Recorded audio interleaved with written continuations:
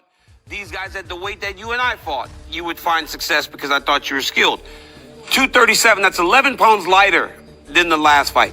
Did you do that on purpose to try to be smaller and be more like the guy that was fighting down at 205?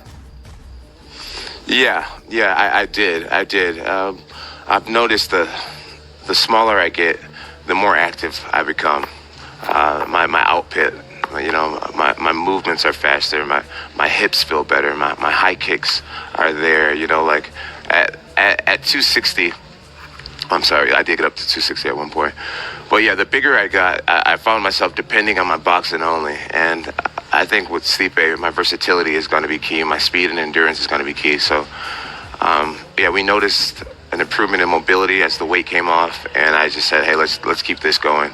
And I'm glad that we did that because I really do feel great today. I feel more like myself.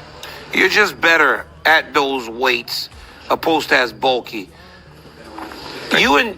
You and I and everybody else, there's a bit of an animosity that goes into the fight, but you operate well in that.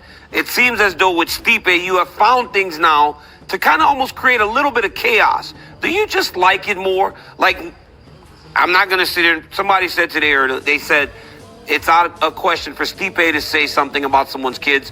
And I said, I would have talked about somebody's kids because we're getting ready to fight each other. I mean, it is what it is. But do you like it better when there's a little bit of that thing underlying? It's hard to say, DC. I remember when you and I were fighting, I was just so passionate about it, and like I didn't want you to have one day over me in training. I remember I think we both trained on Christmas Day, trying to beat each other. It does do something special when you don't like the guy.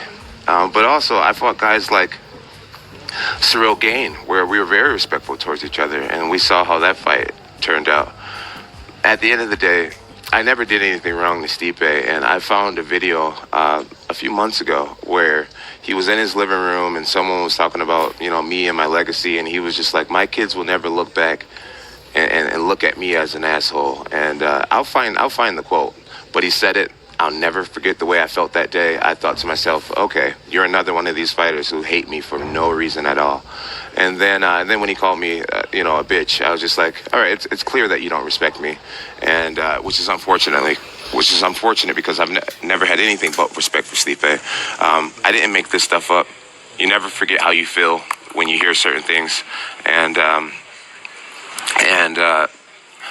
animosity or not, I'm grateful that whenever I step into the cage, I can set all emotions to the side and focus on what is what. And that's skills, tactics, timing, having fun out there.